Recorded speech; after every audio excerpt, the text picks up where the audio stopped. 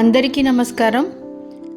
ఫిబ్రవరి 28న science డేని పురస్కరించుకొని మా పాఠశాలలో కొన్ని మ్యాజికల్ ట్రిక్స్ని ప్రదర్శించడం జరిగింది. ఆ మ్యాజికల్ ట్రిక్స్ వెనకాల ఉన్న సైన్స్ ఏంటో కూడా పిల్లలకి వివరించడం జరిగింది. ఈ మ్యాజికల్ ట్రిక్స్ని ప్రదర్శించడంలో పాఠశాల ప్రధానోపాధ్యాయులు గారు, ఇంకా ఇతర ఉపాధ్యాయులు, విద్యార్థులందరూ కూడా పాల్గొనడం జరిగింది. ప్రస్తుతం మీరు చూస్తున్నది గాజు పెంకుల పైన నడవడం. మరి గాజు పెంకుల పైన నడిచినప్పుడు ఎందుకు మన పాదాలకి కుచ్చుకోదు? అదే ఒకటే పెంకు పైన కాలుని పెట్టినప్పుడు మన బరువు మొత్తం కూడా ఆ పెంకు పైన పడుతుంది కాబట్టి అది మన శరీరంలోకి దిగుతుంది. ఇక్కడ ఏమైంది, మన శరీర బరువు మొత్తం అన్ని పెంకుల పైన సమానంగా విస్తరిస్తుంది. అందువల్ల మన పాదంలోకి ఆ పెంకులు కుచ్చుకోవు. ఇక్కడ సర్ఫేస్ ఏరియా అనేది ఎక్కువ ఉంది కాబట్టి పాదంలోకి దిగవన్నమాట.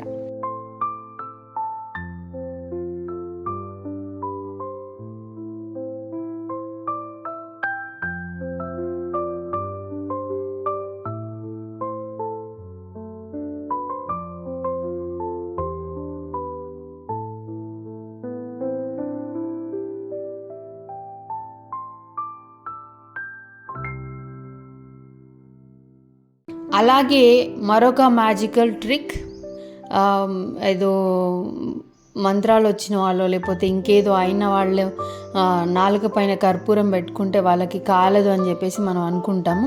కానీ దాంట్లో ఏం లేదు. ఇక్కడ నేను మా స్టూడెంట్ కూడా చేయడం జరిగింది ఇక్కడ. అయితే ఆ కర్పూరాన్ని మనం నోటిలో పెట్టుకున్నప్పుడు, అంటే కాలుతున్న కర్పూరాన్ని నాలుకపై పెట్టుకున్నప్పుడు మన నాలుక పైన ఒక లేయర్ ఉంటుంది, సలైవా. ఆ సలైవా లేయర్ని దాటి కర్పూరం మంట అనేది మన నాలుకని చేరేలోపు మనం నోటిని మూసేస్తాం. నోటిని మూసేయగానే ఏమవుతుంది, ఆక్సిజన్ అందక మంట ఆరిపోతుంది. ఇక మూడవది, మరుగుతున్న నూనెలో ఉన్న బజ్జీలని చేతితో తీయడం అన్నమాట. అయితే మా స్కూల్లో ఉన్న అందరూ ఉపాధ్యాయులు అందరూ కూడా దీంట్లో చాలా చురుకుగా ఉత్సాహంతో పార్టిసిపేట్ చేయడం జరిగింది. అలాగే విద్యార్థులు కూడా మిర్చి బజ్జీలు నూనెలోంచి తీసి బయట పెట్టడానికి ముందుకొచ్చారనమాట, భయం లేకుండా. సో మరి ఇక్కడ ఏ సైన్స్ ప్రిన్సిపల్ పనిచేస్తుంది?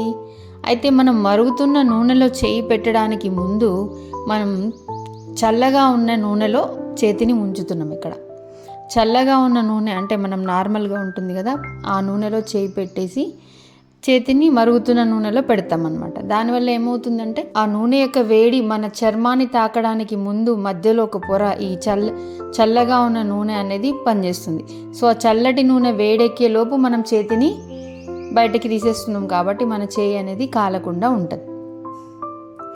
నూనెలో చేయి పెట్టినప్పుడు ఎందుకు మనకు కాలదు అనంటే, చల్లటి నూనెలో చేతిని ముంచి మనం వేడి నూనెలో ఉన్న బజ్జీని తీస్తున్నాం కదా. సో ఆ వేడి నూనెలో ఉన్న వేడి అనేది మన చర్మాన్ని తాకడానికంటే ముందు దేని తాకుతుంది? అది చల్లగా ఉన్న నూనె పొర, మన చేతి పైన ఉన్న నూనె పొరని తాకుతుంది. సో ఆ నూనె పొర వేడెక్కే లోపు మనం చేతిని బయటికి లాగేసుకుంటున్నాం. అందువల్ల మన చేయి అనేది ఇక్కడ కాలట్లేదు.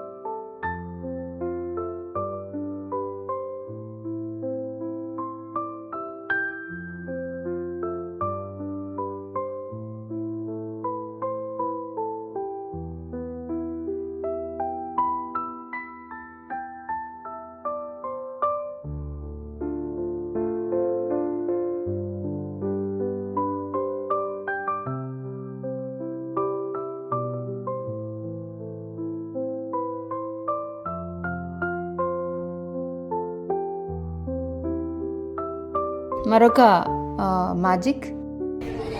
ఏం చేస్తున్నాం ఇక్కడ మనం? బెలూన్ని పుల్లలకి ప్రెస్ చేస్తున్నామా? నేనేమైనా ప్రెస్ చేయకుండా ఉన్నానా?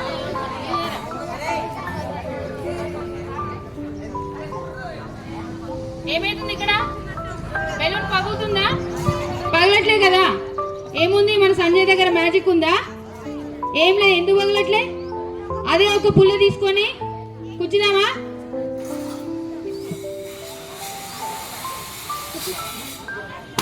ఎమ్మటే పగిలింది.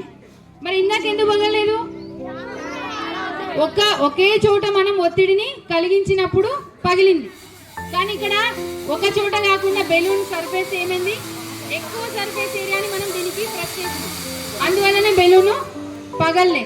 సేమ్ అక్కడ మనం గాజు పెంకుల పైన నడిచినప్పుడు కూర్చుకోలే కదా, అదే ప్రిన్సిపల్ అనమాట. ఇక్కడ కూడా సర్ఫేస్ ఏరియా ఎక్కువ ఉన్నప్పుడు ప్రెషర్ అనేది డిస్ట్రిబ్యూట్ అవుతుంది ఈక్వల్ గా అంతా కూడా, అందుకే మనకి ప్రాబ్లం రాదు అన్నమాట.